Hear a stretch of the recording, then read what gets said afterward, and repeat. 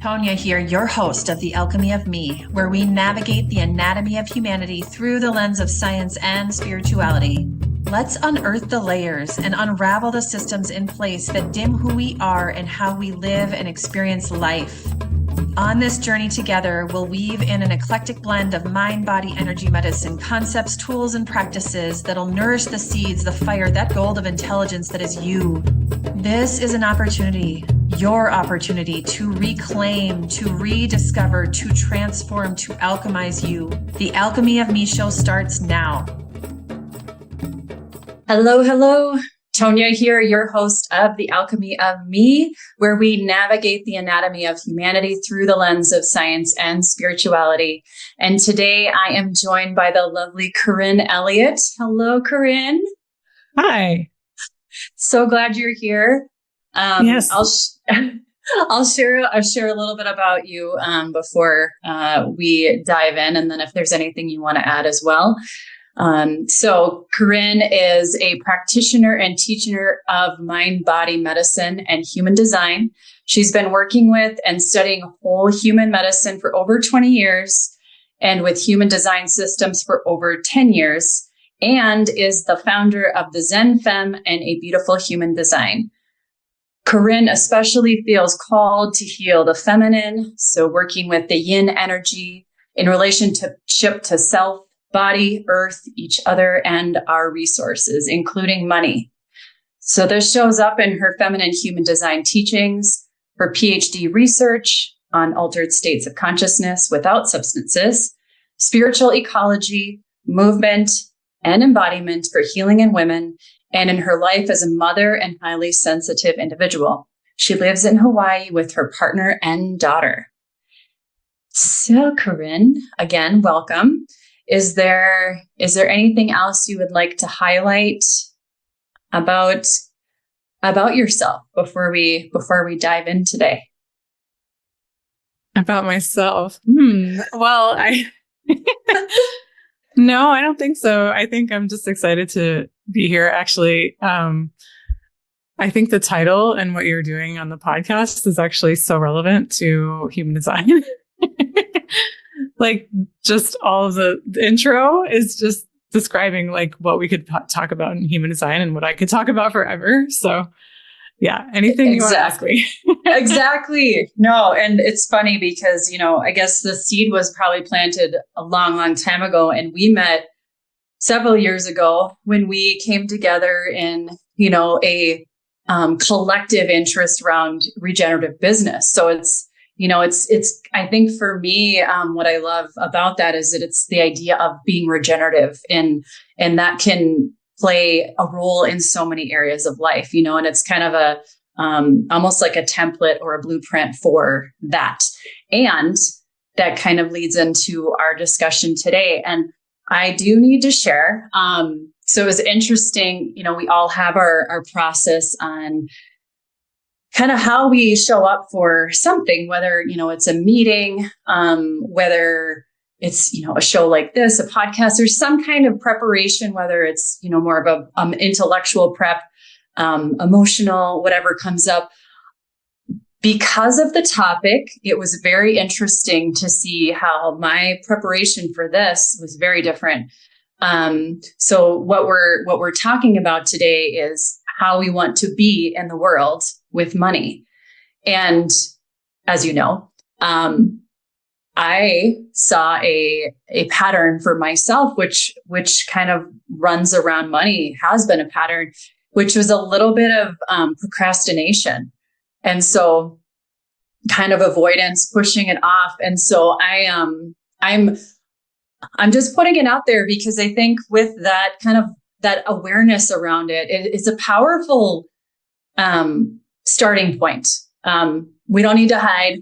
We all have, there's all sorts of things around money. And so I really, I'm excited. So thank you for coming with all of your interests and your wisdom and your background, and coming and really daylighting this conversation wherever it's going to go.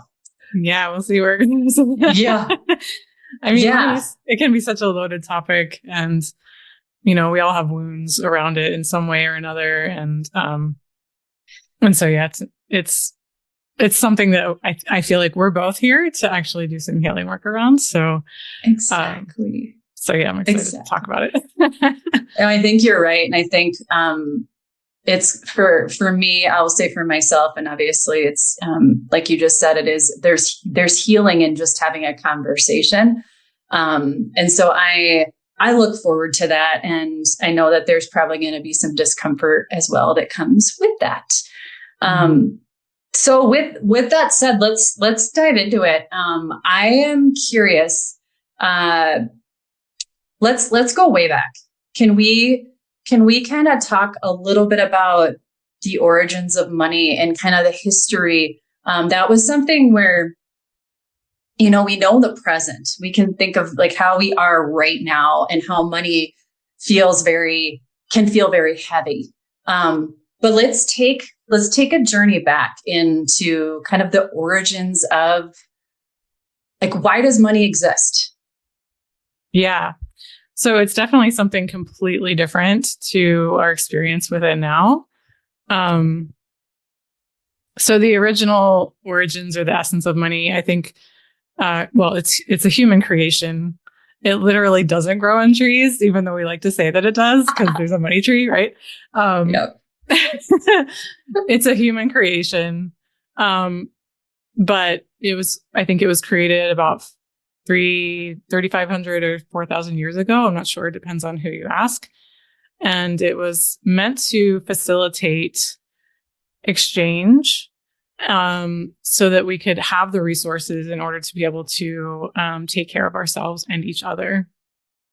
So there was, a lot of exchange happening naturally through like the bartering system and service showing up and like giving people services in that way and hoping that our needs, like our day-to-day fundamental needs, would be met. And so money was introduced to kind of facilitate that exchange, to make things easier so that we weren't having to like go through 5 different people to get the one thing that we actually needed that day.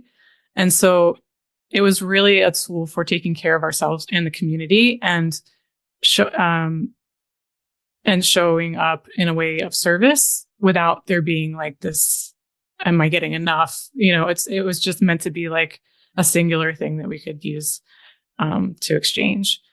And so, yeah, it was meant to be a tool for nourishing ourselves and each other. And it's gone off of that purpose line since then. Obviously, I think it changed when we invented banks, when banks were invented, and then interest was invented. And then all of a sudden people were trying to get more interest and not have to show up and be in service, to just be able to have the money without having to be in service or to do anything, which I don't have any issues with having like passive income. I think that's actually very smart. But it kind of started to veer off of the original like purpose or essence of money when that kind of came into play. And then it really turned into something that, became so complicated that people had to learn how to study it. And now there's just so many different facets of money. This very simple thing that was meant to be here to take care of each other and ourselves. It's this whole big thing that's so complicated that it's hard to understand. You literally have like people doing PhDs in just one facet of money, right? In one aspect of money. And so it just got too confusing, and it's completely, just we've gone off of the main purpose for money. And now it's often in a way valued more than life itself, or it's not valued necessarily for taking care of each other. And it's not meant to be a weapon, but it is in a lot of ways now, whereas before it was meant to nourish us so that we can nourish ourselves and each other. So that's the original essence. Yeah. That's so interesting, because I had a similar, what you just said, I had a similar conversation about something completely different this morning. And it was this whole idea of using something that could be used as a weapon or could be used as a tool, as a resource. And it's pretty much the same concept, but totally. And again, it's just like that, it's taking these larger principles and these ideas and being able to not see them as just silos. Like they're, our relationship with money affects all aspects of how we exist personally and humanity, and how we exist in our relationship with all sentient beings and the earth, and how we show up each day. Right. Yeah. It's like, and so I want to credit Lynn Twist. She's the creator of the Soul of Money Institute, and she's where I've learned so much of this from, and just felt so resonant with it. And she, what was I going to say? She talks about how, we call money currency, right? And she says it's literally like a current. So it's like and I guess it's putting a current out into the world. So we're almost like a filter for that current. So the current is moving through and us, and then we kind of amplify that with whatever our intentions are. And so it's kind of the way that we are with money, or the way we are in the world with money, matters, because it's kind of making the current, like, from us affects everyone around us, and by default, I guess the entire collective. So yeah. So it's the individual and the collective. That's really, really important. So you mentioned the shift happened with the banking industry. So is that kind of, I don't know the time frame of that. I don't know if you know off the top of your head. And maybe it doesn't really matter, but it's more of like, so it sounds like it's shifted to more of this, like, masculine, structured, managing approach to money. Yes, exactly.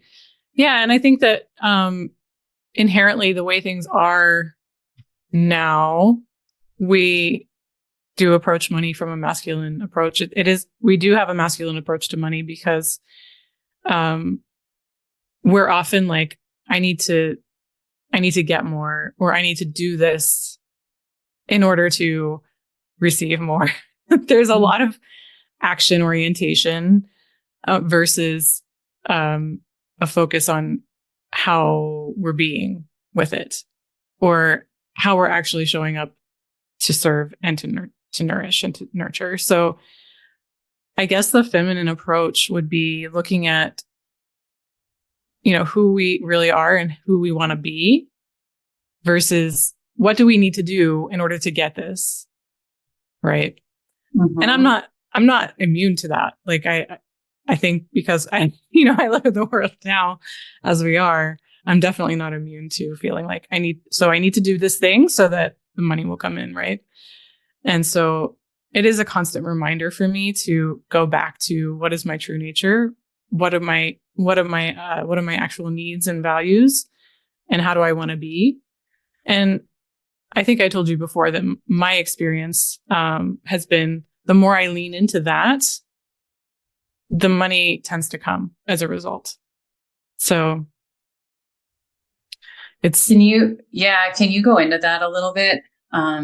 It's kind of, I know it's a tricky one. You don't have to go deep into the details, but yeah, share what you're comfortable sharing, Korynn. No, I think that,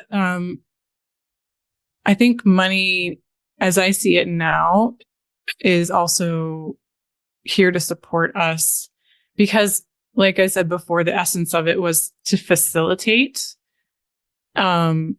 exchange and nourishment. And I think now, like, we can really use it as a tool to facilitate living our full authentic expression. So living our full expression. And the more I do that, the more I lean into my, like, what I really want to be doing, how I really want to be. I don't know, for some reason, maybe it's magic or manifesting. I have no idea, but it seems to work better when I'm just kind of being more authentic to who I am and doing things from that perspective or point of view. Yeah, so it's like there's that flow that happens when you're aligning with you, and not necessarily trying to push with maybe what might seem like the norm, because that can feel comfortable at times, from like a community perspective, I think. But then from like a personal, when you're completely out of alignment, but everybody else around you is doing a thing, if it doesn't feel good, then it's not going to be your best creation, your best work. And so then that's probably going to give you like is that kind of what you're getting at? Yeah. If it doesn't feel good, or if it feels like I have resistance, or if it feels like I'm pushing against, I don't know. I feel like I just burn out and the money doesn't come. So I know it sounds too simplistic, or, I don't really love the word manifesting. But I feel like it is in kind of in some way that, because, the language of the law of attraction is kind of like this kind of thing. But I think from personal experience, maybe, to take the language of manifesting out of it, to take the language of like this magical, like, oh, sure, just show up and be yourself and like money will come to you. Like that sounds kind of too out there. I think it's more like maybe embodying who you are. And I think the way that you move through the world, and if you're embodying your true nature and just allowing yourself to deepen in your true gifts and your original your essential self, it just facilitates everything. And so, including money coming to you. And what I believe I hear you saying too, with all of that, there sometimes to find what that looks like, there's some healing that has to happen, right? Around our connection with money. And as you were describing, I know the manifestation piece, but it's almost like where your energy goes, right? With the manifesting, or whatever other word you want to use for it. But it reminds me of, there was a period where I would wake up in, really too early to be waking up in the middle of the night. And the first thing I would think of was something around not having enough money. And it was a very weird feeling, because at that time, things felt very good. And so it was this weird, there was a weird dissonance for me with how I was waking up with just this almost like, it was a survival. It felt very survival. It wasn't safe to be in this space financially. And then, once I kind of came out of that, I was like, what is going on here? And so I knew for me, there was some deep-seated healing that needed to happen around my relationship with money in general.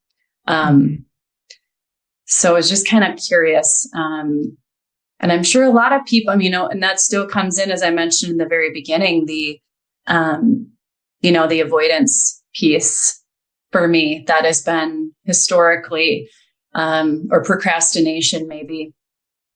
And that's kind of a default. And so trying to lean into that and to be aware of that and, give it a big hug, when that happens, not to judge.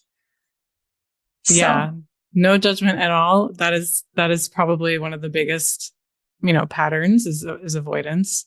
And it does have to do with safety. And we can talk about that and what that looks like for you in your chart and your human design chart. Yeah. Yes. Well, let's take a quick break. And before we do that, Korynn, do you want to share with people tuning in, if they have a resonance, if there's a way to get a hold of you, maybe share your website or anything you want to share would be great.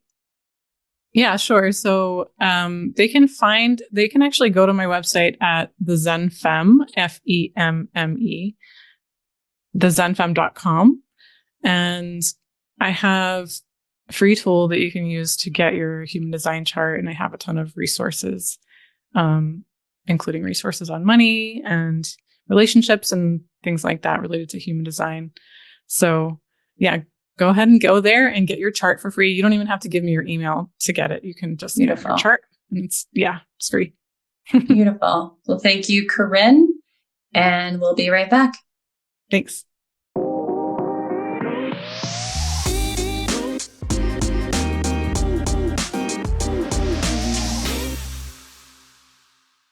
We are back. Welcome to the Alchemy of Me, where we navigate the anatomy of humanity through the lens of science and spirituality. And I, again, am here with Korynn Elliott, the founder of the Zen Femme and a Beautiful Human Design. And we are going to, dive in here to some of the human design work that Korynn has been really at the forefront of for a while now. I would say specifically to the, embodying this feminine piece, which I absolutely love. And over break, we were just talking a little bit about kind of my general discomfort around talking about money. And so we're just going to throw that out there now. I'm a little sweaty, and let's talk about why, maybe from a human design perspective. There's something there, maybe not, maybe it's a little warm outside, but I suspect there's something that we can pull out. So when the sweatiness is coming up, like, what do you think that feeling was that brought that? Like, what are you feeling now? Yeah. So, a little uncomfortable, because I think from just in general, I'm just going to throw it all out there. I have a son, an 11-year-old, and you know that, but I've been a single mom now for a long time, and I've played that role for a long time. And with that role, there has been a, if they would say like, oh, they would ask about like, oh, really? That's too bad. Like almost like putting me in that victim role. And I feel like that really connects with kind of this idea of scarcity, of not having enough, specifically around money, even though that is not true. And so that's where there's this disconnect. And as I'm talking about it, I'm getting like I can feel my face getting sweaty, which is pretty funny. So yeah, I'll pause there. What else do you want to know, Korynn? Okay, so I first want to totally normalize what you're feeling. I want to totally normalize that because, well, okay, so I was a single mother for, I don't know, probably about 12 years, I think, until I met my partner. And yes, so I resonate with that, that feeling like, well, okay, let me just say that scarcity exists on both sides. You can be someone who has very little money and feel a tremendous amount of scarcity. And then you can also be someone who has thousands and hundreds of thousands of millions or whatever, um, of, and you can still feel scarcity. So it's really kind of, it really comes from a sense of safety, like feeling, do you feel actually safe? And do you feel like you're enough?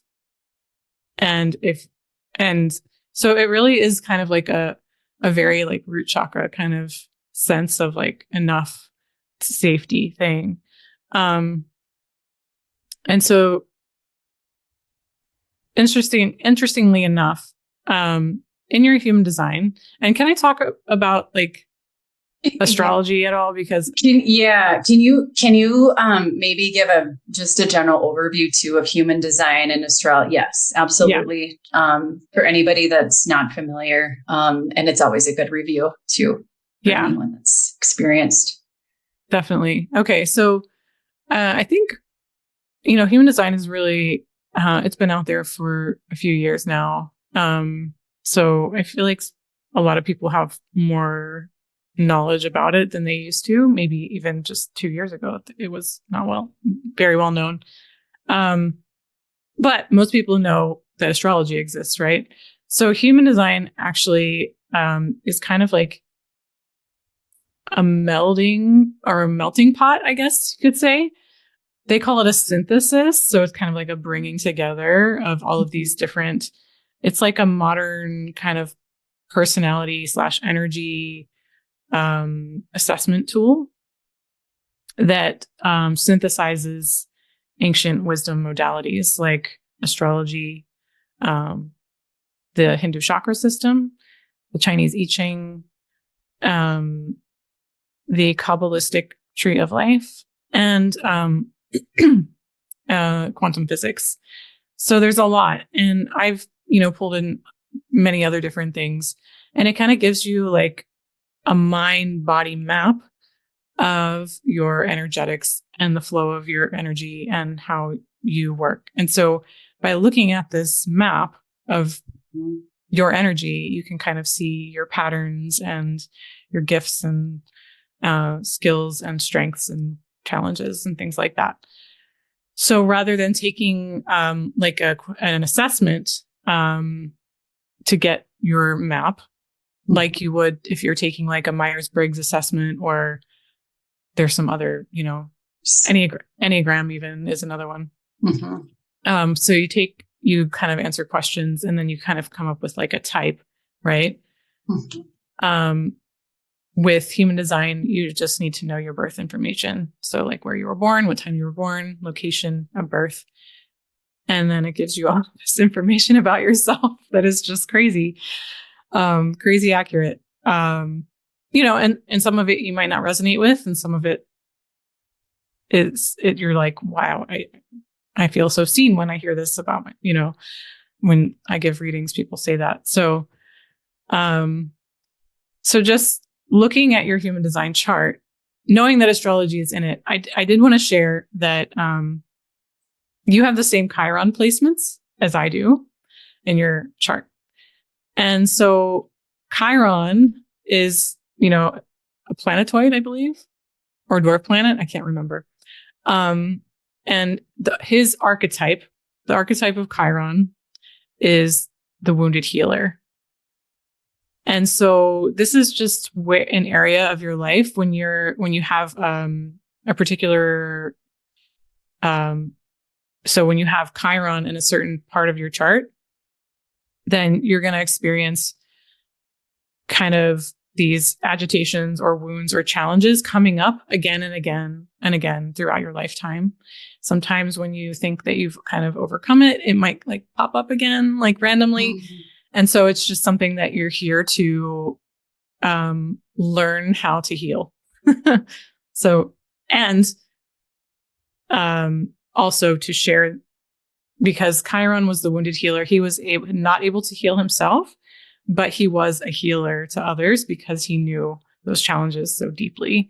So the mythology for Chiron is, says some things about that. So in our chart, our human design charts and astrology, Chiron is in Taurus. So Taurus, archetypes for Taurus are, ruled by Venus. So, the divine feminine,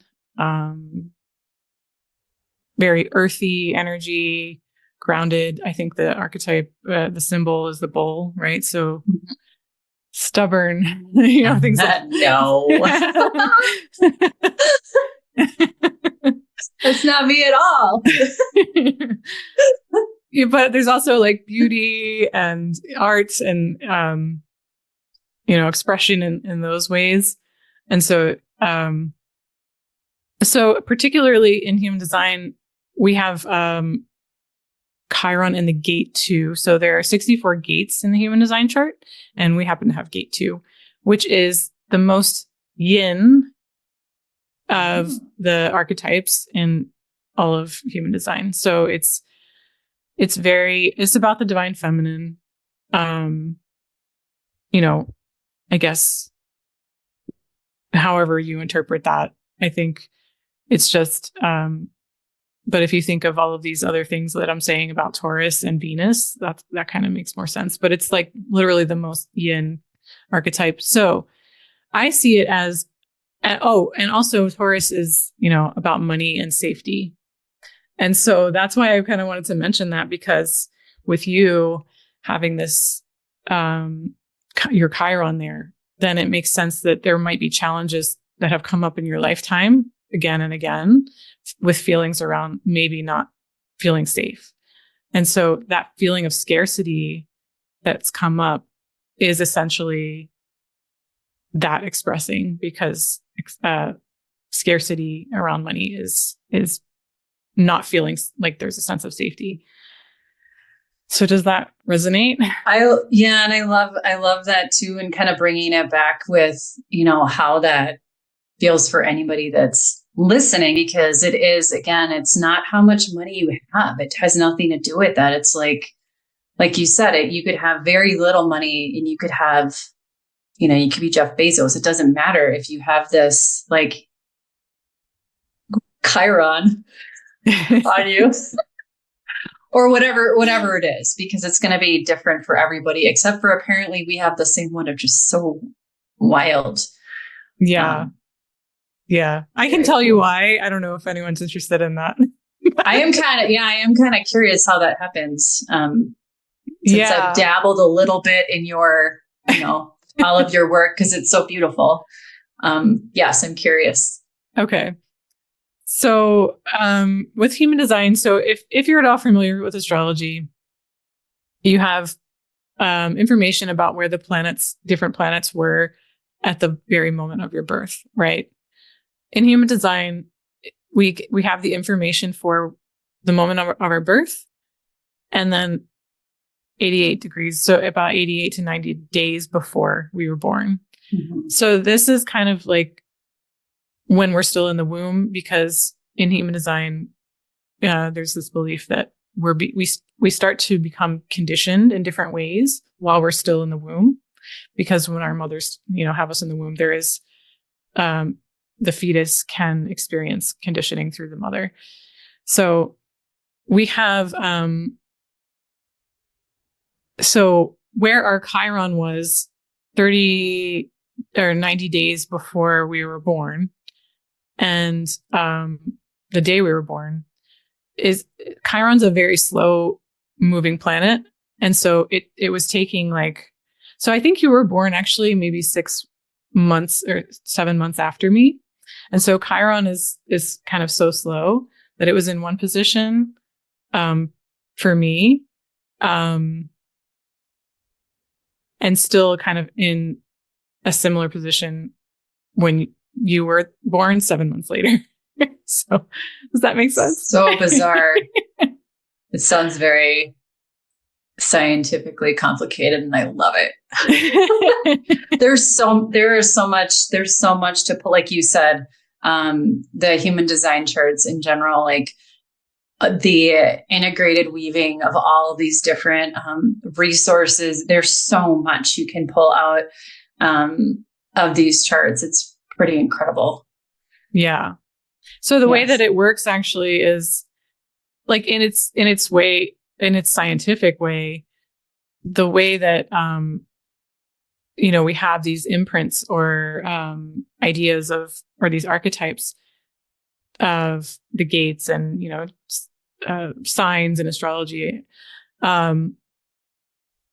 When the planets are moving around, like we're constantly being conditioned by the world and by, everything in the solar system and universe. And so there's this thing called the neutrino stream, which is basically, it's quantum physics. It's like tiny, tiny, tiny, like you can't even see them, particles, almost like consciousness of consciousness and attention. And they're traveling through space and they move through everything, including us. So when they move through, bajillions of these particles are moving through a planet like Chiron in this particular placement in the sky. We have that imprint on these particles, and then they move through us and imprint us. And then we have that, and we kind of move through these our imprint moves with these particles. And so that's how we're conditioning each other. And so it's all, it's all like science, literally, with that. It's so, it's so massive that it's obvious. It's hard to wrap your head around it. Yeah. It's pretty amazing. It is. Yeah. And thank you for talking through that, because I stopped sweating. Oh, good. Well, I do want to say something else about your chart. Yeah. Because, good. Maybe I'll start sweating again. No, it's good. It's good because, so this is a challenge, right? But it's something that we're actually both here to heal, and to share with others potentially, if that's what's, if that aspect calls to share. Mm-hmm. And so you also in your chart, and I have this as well, which is funny. We have the gate 14 in human design, which is the gate of, in the I Ching, it's called possession in great measure. And then in human design, they call it the gate of power skills. And so this is a money gate. And it's really not necessarily about having a bunch of possessions and having a ton of money, but it's really about knowing how to manage and work with resources in order to facilitate, having enough resources for the collective. Yeah. So, and we're here to change, actually, because it's in this more mutative kind of part of the chart.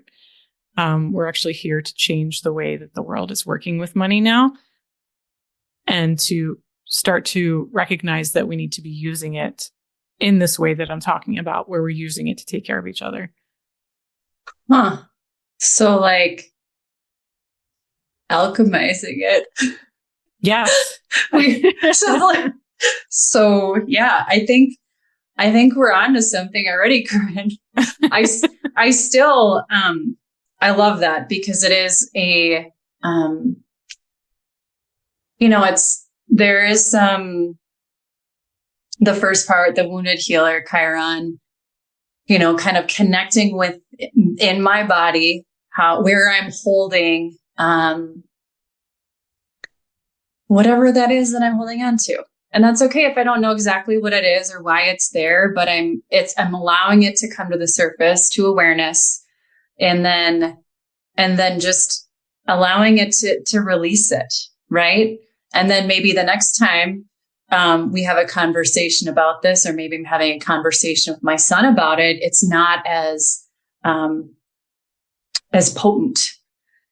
And so it's like every time it's like, okay, how can we do this? And then you put the icing on the cake, or you say like, we get to, transmute, to alchemize how we exist, how we show up with each other as it relates to this exchange of money. Maybe it's something else that's not Bitcoin.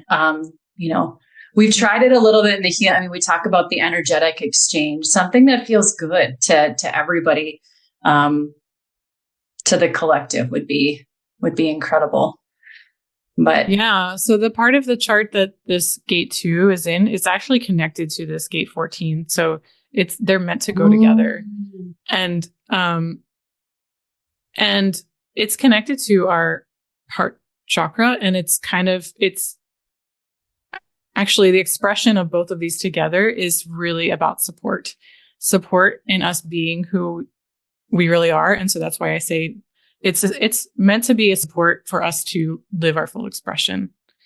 So if you look at the human design chart, you can see that. But I'm trying to kind of share it in a way that makes sense for people. Hopefully, I'm not using too much jargon.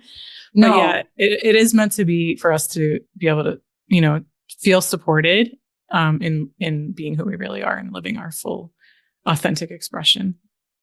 That's the magic right there.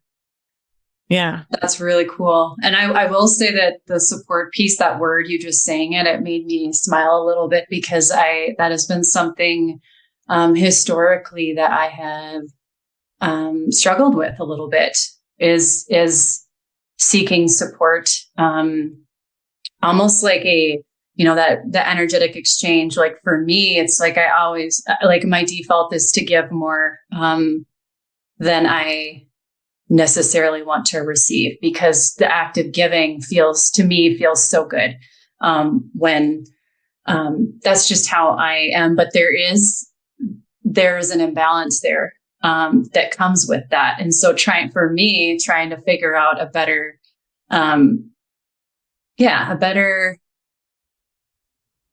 what would be a good, I don't want to say fit. It's not an even, maybe it's just a balanced expression of exchange. Yes. Yeah. I did want to say quickly that, because your Chiron is in the gate 2, that's kind of going to be a challenge throughout your lifetime. And maybe the older we get, the more we kind of alchemize that and change that. But it is like, as a mother, it's important as mothers. It's important for us to be able to receive so that we can support our children's full expression. So I've been seeing that more and more as just so important. I think I was telling you about that before. The older I get, like the more resonant I feel with this idea that I'm here to contribute to the collective in a way that's like via supporting my daughter through living her full authentic expression and doing what she feels like is important. So yes. And I want to talk to you about how I can do that with my son. So we'll do that at another time, obviously. But we'll take a pause here and come back. We'll take a little break, and we'll be back. We'll be back soon.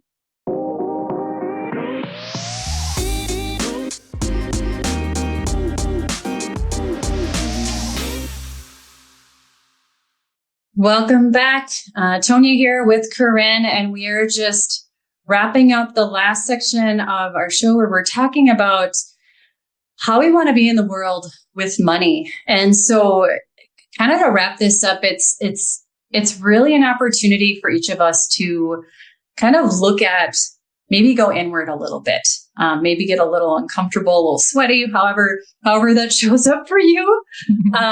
And I think it would be really interesting, Korynn, to kind of, let's talk a little bit about maybe some of the emotional pieces, or some of the patterns or behaviors that can come up for us when we're talking about our money, money in our bodies, money in how we show up each day, how we tie our worth to being here right now. I'd love it if we could kind of go there. Okay. Yeah. So with money, I think the whole spectrum of emotions can come up. And, like I said before, we've gone so far off of the original essence, the original purpose of money, that the way that our kind of society has conditioned us to think about money is well, from a sense of scarcity, but it's also like largely now I feel like fear-based. Mm-hmm. And so of course we can feel very unsafe when it comes to money, because our actual sense of survival for many of us and for so long has kind of depended on how much money we have. Yes. And so I think the way that we've been, so we're actually moving toward a different, level of consciousness. Supposedly we're moving more toward the year 2027, which is when we're kind of going to make these changes. But for hundreds of years, it's been kind of like there's this tribal sense that if you're not doing kind of what the tribe wants you to do, to like make sure that you're fighting for the tribe, and taking care of the tribe in those ways, that you're going to be put out into the middle of the wilderness, left to die. So there's still that in us. Like there's still that fear in so many ways. Like if we have too much money, we're going to be rejected by family members who think that's, bad. Or if we're going to be judged because we don't have enough, or how we spend it, or how we save it. Or there's just so many judgments thrown at all of us for the way we are with money, whether we have it or we don't. And so, so I think that just brings up so many emotions within us. And so that could feel like, well, of course, I don't know. I think a lot of it is just fear. What are some like emotions that you can think, well, that you might feel when you think of any judgments or anything like that around money? It's funny because I think like for me, and I feel like this is for a lot of people, what the goal is freedom. Mm-hmm. And so it's like, without money, I don't have freedom. So with money, I am free. Mm-hmm. What does that even mean? Free from what? Okay. Yeah. What does that feel like in your body when you feel, what is that feeling? That's definitely like, it's my power center. Like, okay. It's like, I can feel it there. It's like when you think of, for me personally, there's been times like, what's important? What do you value? What do you value? I value freedom, financial freedom. And then you could go down the rabbit hole of what does that mean? That means, I can take my family out to dinner and not think about the cost. I can travel. I can pay bills and not wonder if there is going to be enough. And so it's like freedom of all that weight. And I know that is something that I've talked to others about, that's definitely and it makes me think of like freedom in general in humanity, freedom from being pushed down, or, it's tied to so many things. And I think money feels like it's at the center of our power. Yeah. Yeah. We've given it that power, right? Mm-hmm. So it really depends on what value we each individually place. Well, as a collective now, as a society now, we place a tremendous amount of value on money. Yes. Because it's rooted in, or it's connected to our survival and how we can live in the world. So, I do want to say that I've noticed that people, I also have a value of freedom.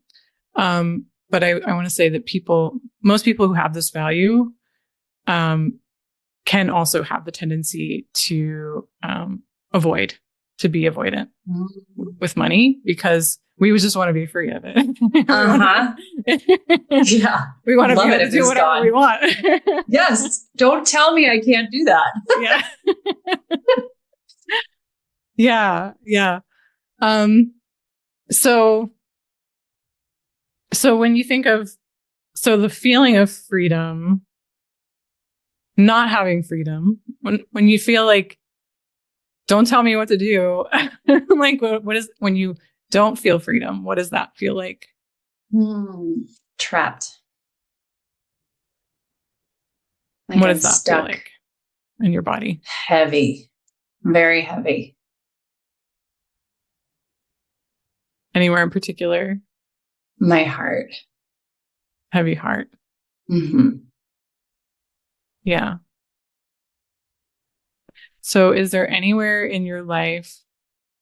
Okay, first, just put your hand on your heart center. Okay. Just hold it. So we're going to give this heart center some nice gate 2 medicine, and hold it lovingly.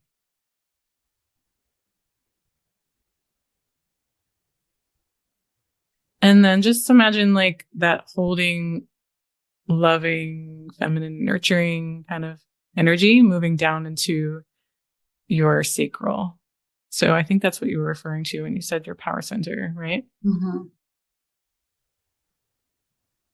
Just kind of washing that whole area around with that loving, holding kind of energy. If it helps, you can put your hands on your hips or like your womb space and hold. Just kind of give it some support.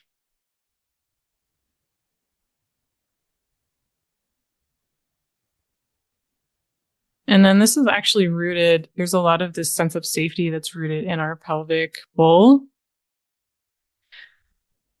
So whatever this loving, supportive energy feels like to you, bring that down into your pelvic bowl and kind of let it wash around in the bowl. Maybe like some water, some clean water. Feel it moving from the front of the bowl and the back, left side, right side. And then just notice any sensations that are there.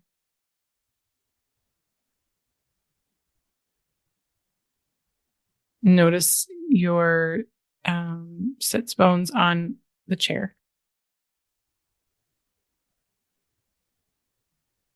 Notice the feeling of safety and support that you're getting from the chair, the feedback you're getting.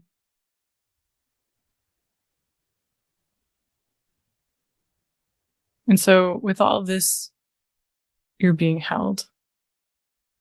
And just allow yourself to receive that support. You are supporting yourself. You have your hand on your heart, the other hand on your womb space, and then you have support from the earth that's coming up and through the building you're in and to the chair you're sitting on and into your body. And just allow that to expand. Allow that feeling to expand and get bigger. You can let that go, expand that as far out around you as you want, whatever feels good.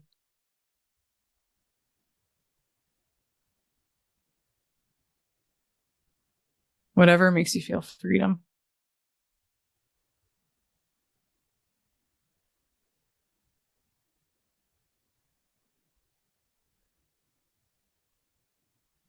Just breathe it in and breathe it out.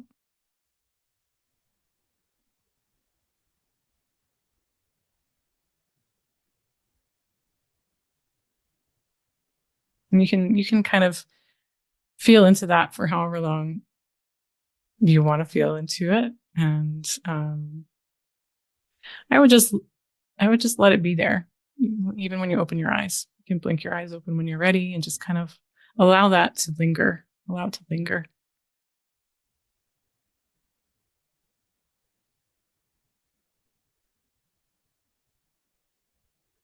Thank you. Yeah. So for anybody that was tuning in, feel free to come back to this if you didn't practice it. This is a beautiful practice that's available to anyone. So you can always come back and watch the recording if you want to feel into it, and work this magic,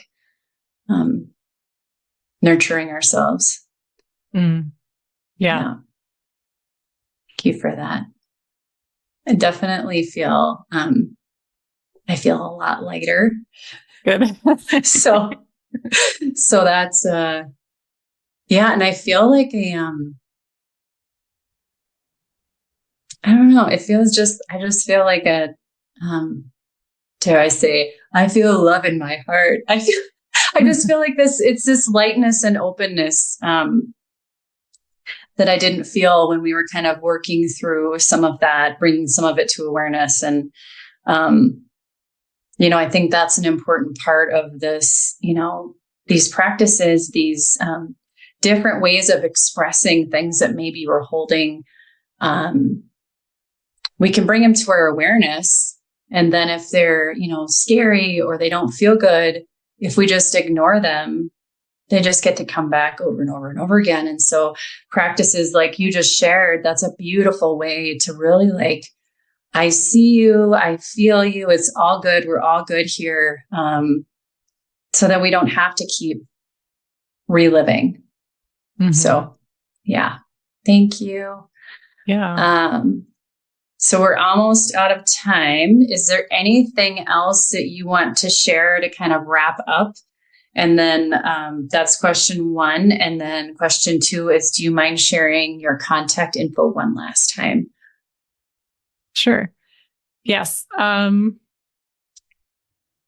think to wrap up, I just want to say that wherever you are, right now, whether, you're a billionaire or whether you're, your resources are less than you would like to have right now. Whether you're wanting more money or you're perfectly happy with what you have, I think the biggest thing is to take the judgment off of any of it. And there is such a, I think, fundamental root, not just for us, but for most of us, around safety.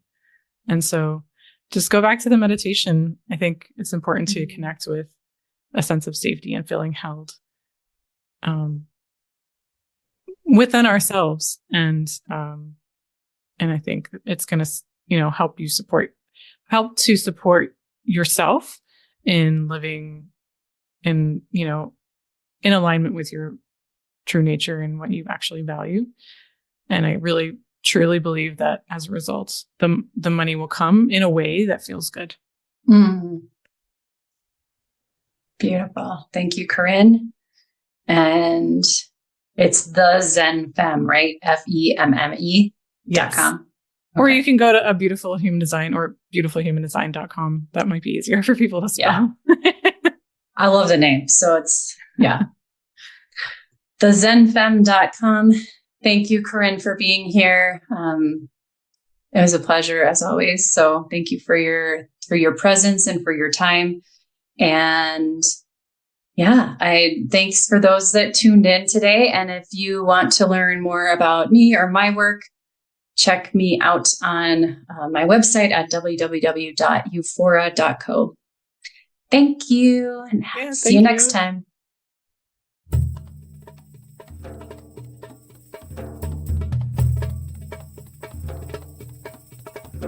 Thank you for listening to the Alchemy of Me, where we navigate the anatomy of humanity through the lens of science and spirituality. For more mind-body energy medicine concepts, tools, and practices to nourish the seeds, the light, the fire, that gold of intelligence that is you, tune in every first and third Wednesday at 8 a.m. Pacific Standard Time on transformationtalkradio.com. For more information about me and my work, please visit toniajohnson.com. That's toniajohnson.com.